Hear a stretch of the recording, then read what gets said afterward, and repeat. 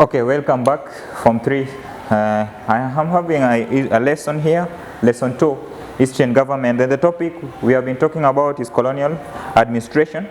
And today we want to talk about the direct rule. Last time we talked about the indirect rule.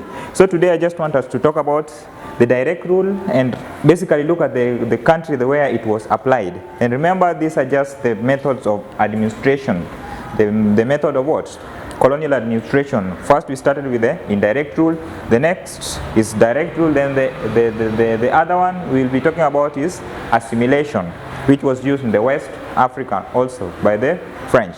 So I am Mr. Mboya as usual, and please feel welcome always. So let's look at the lesson objective. What are we supposed to learn from this after the end of this lesson? So the lesson objective, at the end of the lesson, the learner should be able to what? Should be able to give the characteristics of the direct rule, how was it applied, the features of it. Then the characteristics of a direct rule in Zimbabwe, which is a southern African country next to Zambia or next to South Africa. Then after that we'll be able to give the reason why British use the direct rule in Zimbabwe. Then after that that will mark the end of what we are going to learn in this single lesson. So let's start with knowing what direct rule is. Last time we talked about indirect rule, and indirect rule we say that it's a system of ruling whereby the British use the colonial or the indigenous colonialist what? System of government, whereby they use those African leaders to help them establish their own what? Their own system of government. In short, in their ruling, they included the what? The African, by giving them what? The minor post in running those kind of policy. But now in direct rule, basically, this system was mainly used in the region with large white. In the region, like in Zimbabwe, where there was a large population of the whites, they use it. Why? Because it was simply a system whereby the African system of government was not being included in their system. They were totally removing the African system of government and putting their own by not using even the African local leaders that they already found in that land. So this system was mainly used in the regions with large white settler population, such as Algeria. Algeria is one of the African country where they use this. Then also we have the southern Nigeria, and after southern Nigeria we have Zimbabwe. And last time we talked about how indirect rule was not successful in southern Nigeria, and now you understand that after that they used this one. So that is what direct rule is. Then let's look at the characteristics of direct rule and talk about the characteristics.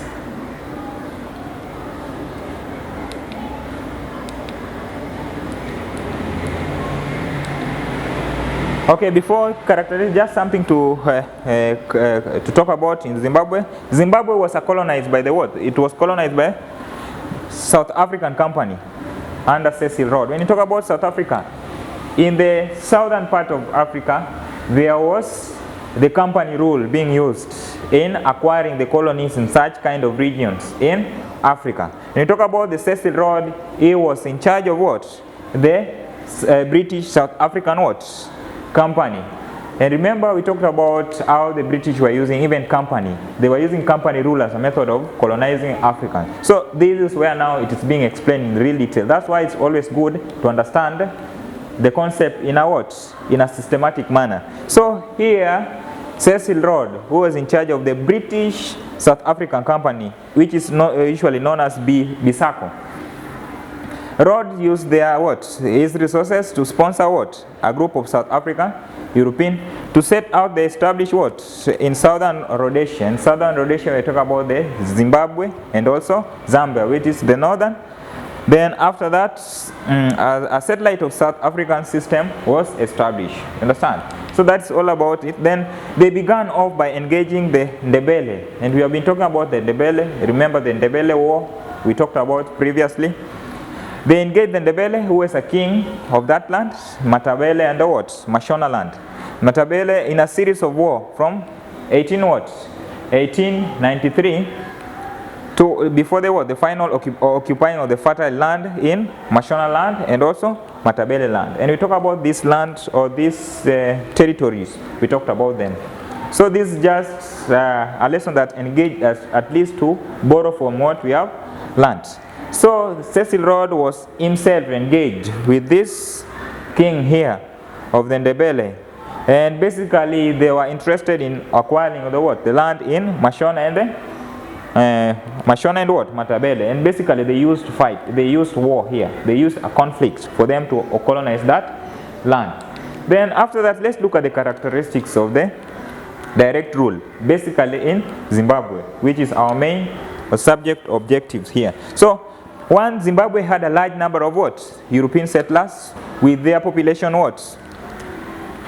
rising to 50,000 by 1931, and the whites therefore maintain an advantage position throughout their administration of Zimbabwe. When you talk about white population, meaning that the British were very many in number as compared to the African in that land, and therefore it was easy to It was easy to overpower the African in Zimbabwe. It was easy to overthrow or to throw away their system of government. So one of the characteristics or one of the features with this system in the African country where it was used is that in most cases the whites or the European number in such places were much higher as compared to the to the African. So that is one of the characteristics of the direct rule in Zimbabwe.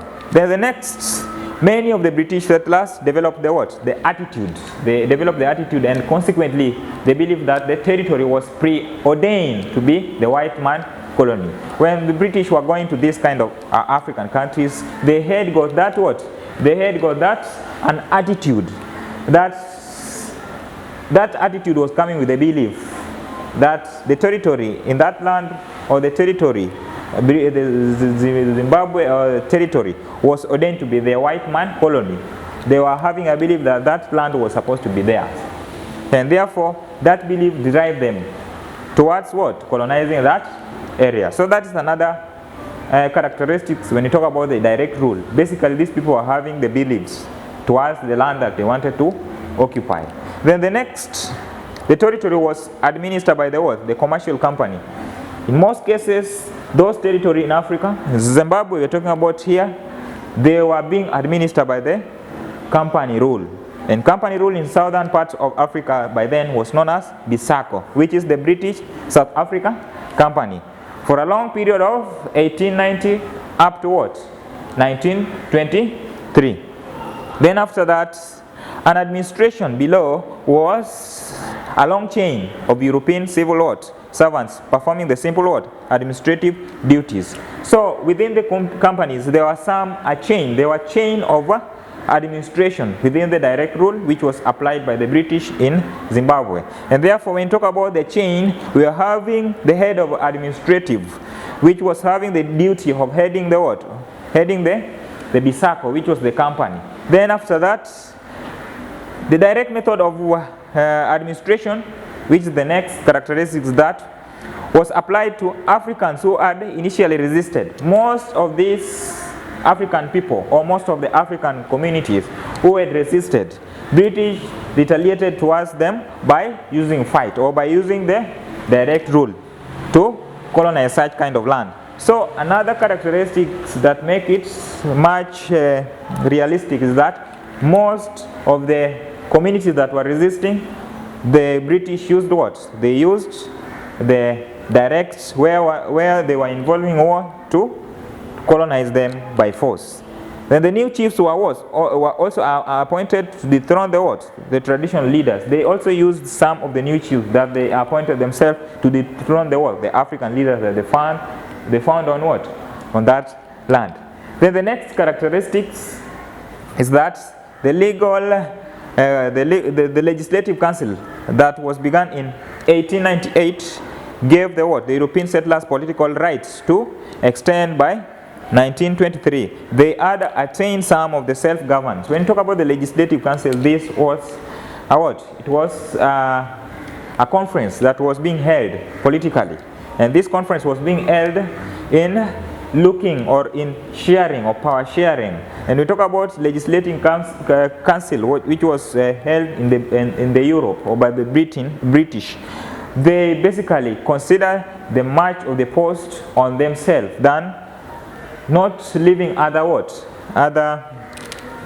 posts or other reasonable posts to the Africans, meaning that this agreement or this conference, this meeting was only considering the whites.